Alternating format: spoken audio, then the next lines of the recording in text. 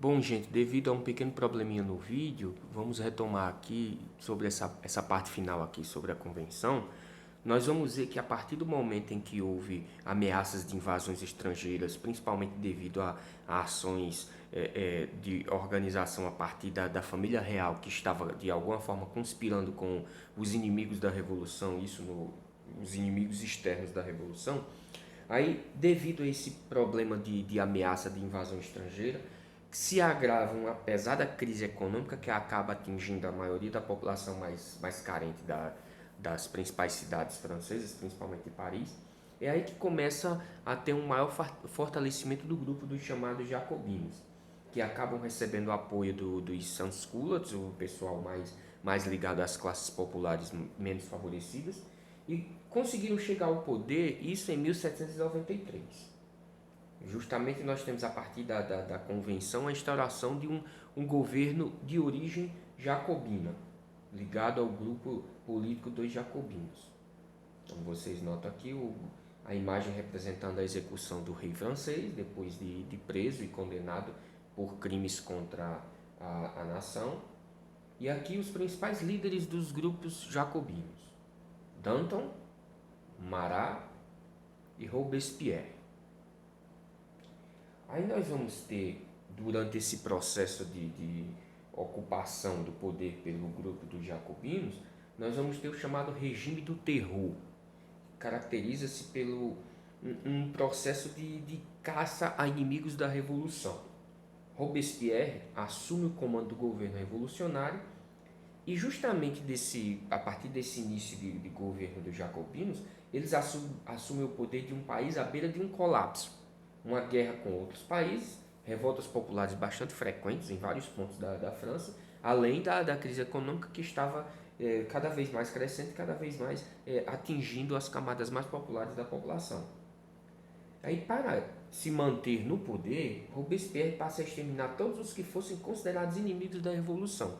Por isso que é considerado esse período dos jacobinos no poder o chamado regime do terror, porque de alguma forma, para manter-se no poder o grupo dos revolucionários jacobinos, eles simplesmente se utilizaram do expediente de exterminar todas as oposições. Como ele fala aí, os opositores do governo revolucionário foram quase que em sua totalidade levados à guilhotina. E justamente devido ao todo o processo de revoltas populares, nós vamos ter aí um início de um regime cada vez mais fechado de um grupo político que não concordava com a existência de oposição. E esse fato de serem contrários às oposições, eles simplesmente responderam com o extermínio puro e simples das oposições. Mas, embora tivesse iniciado todo esse processo de combate super excessivo contra as oposições, mas eles vão ter forte pressão popular contra o seu governo. É aí que fala em Robespierre, pressionado pela população, pôs em prática a redistribuição parcial da propriedade e leis de amparo social, que viessem a facilitar a vida das pessoas mais carentes da França e, de alguma forma, ocorresse assim uma melhor visão para favorecer essas camadas mais populares. Como mostramos aí a imagem, a guilhotina se tornou o símbolo do período do terror, porque foi um instrumento utilizado para o extermínio de todos os opositores ao regime, desde antigos monarquistas partidários da monarquia francesa, desde até mesmo ex-companheiros de partido do próprio Robespierre. Aí nós vamos ter uma reação das camadas mais desenvolvidas da população francesa, no caso a burguesia, que temendo o confisco dos seus bens, temendo uma redistribuição de suas propriedades, eles acabam de alguma forma conspirando e iniciando uma campanha contra o governo revolucionário de Robespierre. Aí, aproveitando-se da situação, eles derrubam o governo de Robespierre e ordenam sua morte na guilhotina. E justamente houve uma espécie de contra-revolução dentro desse controle jacobino no poder.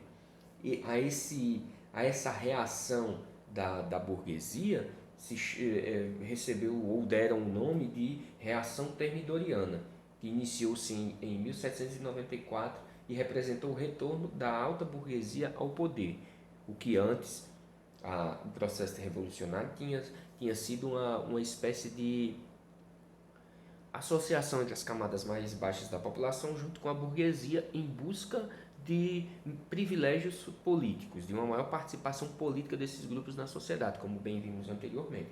Só que aqui, depois do processo revolucionário, depois de ter sido retirado do poder a família real, simplesmente a alta burguesia tratou logo de tomar o poder de uma vez e assim colocar os caminhos da França sob o controle das camadas mais ricas da população, que eram a burguesia nascente nas grandes cidades francesas.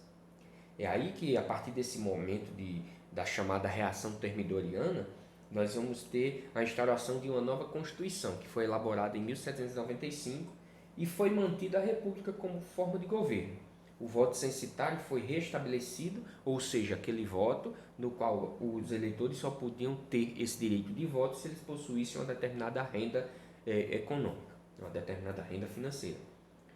E o governo passou às mãos de um diretório, que no caso seria o poder central, seria o chamado diretório.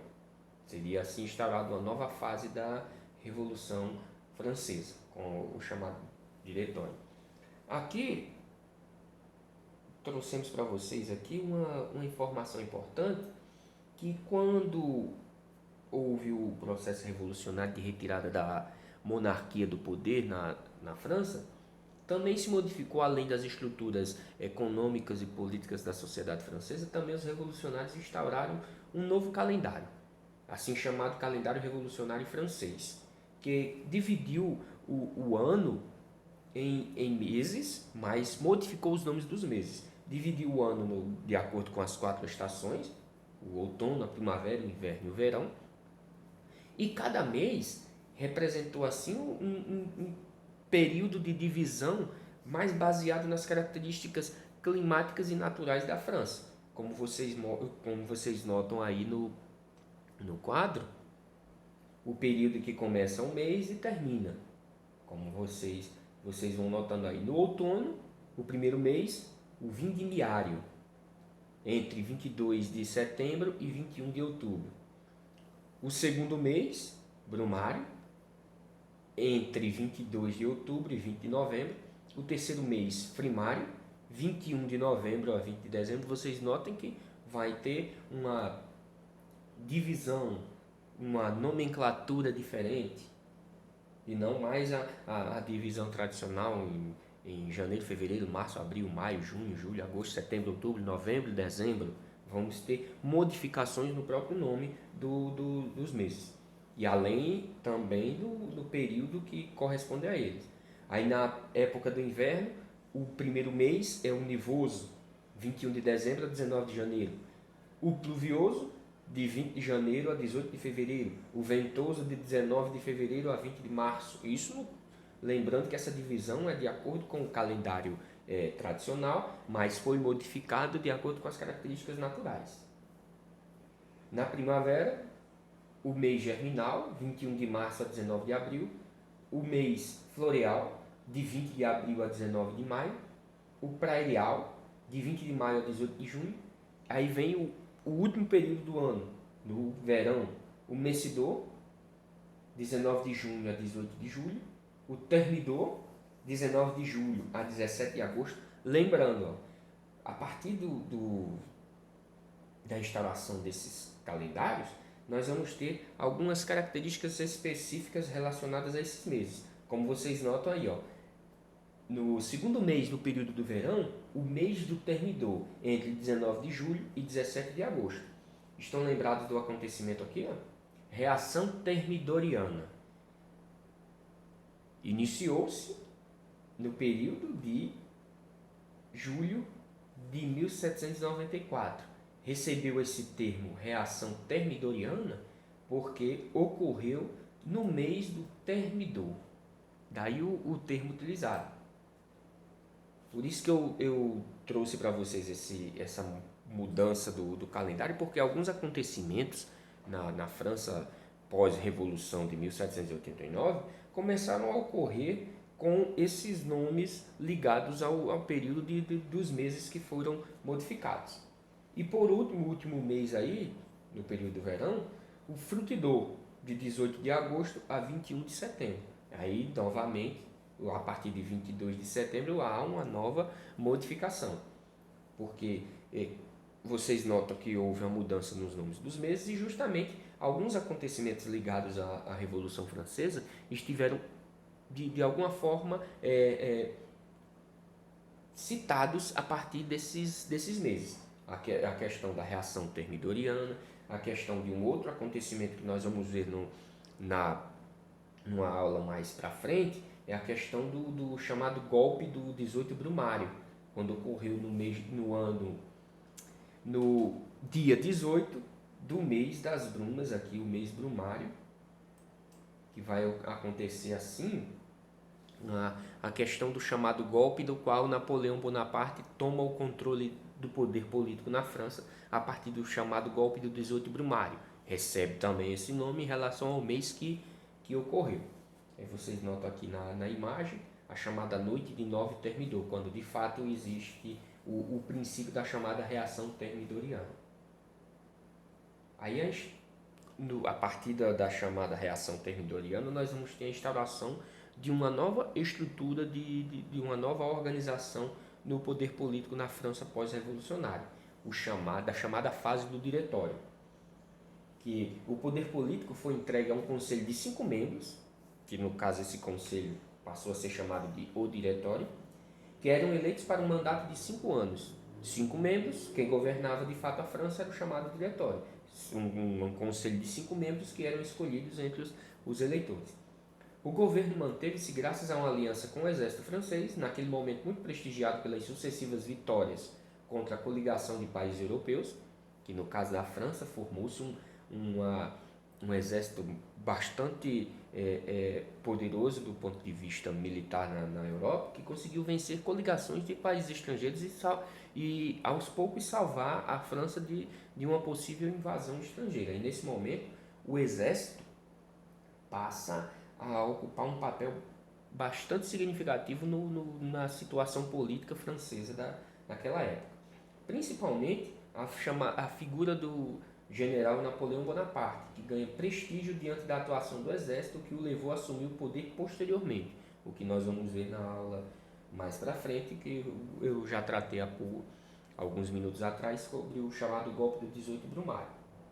Isso porque nós vamos ter aí uma aliança entre a burguesia e o exército para que fortalecesse assim o sistema político do diretório. Aí, diante de toda essa situação, é importante nós analisarmos assim os resultados provenientes da instalação da Revolução Francesa. É interessante observarmos que os efeitos da Revolução Francesa de 1789 atingiram em pouco tempo todo o planeta. Embora tenha uma situação diferente, a questão das grandes distâncias, as dificuldades de comunicação, mas as ideias, os motivos que levaram as revoltas que deram origem à Revolução Francesa conseguiram atingir todo o mundo em pouco tempo, dada a situação da época, é claro.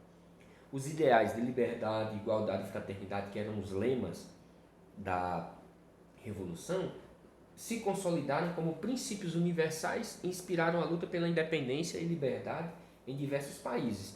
Tanto algumas regiões da Europa que ainda eram regiões controladas por povos estrangeiros, quanto nos outros continentes, no caso o continente americano, que a inspiração da Revolução de 1789 acabou chegando no continente americano e ocasionando assim todo o processo de emancipação no continente americano, que havia se iniciado com a Revolução Americana, que estudamos anteriormente, e culminou com o processo de independência um a um dos países da América, inicialmente lá aqui na América do Sul, os países de colonização espanhola e depois o próprio país de colonização portuguesa que era o nosso.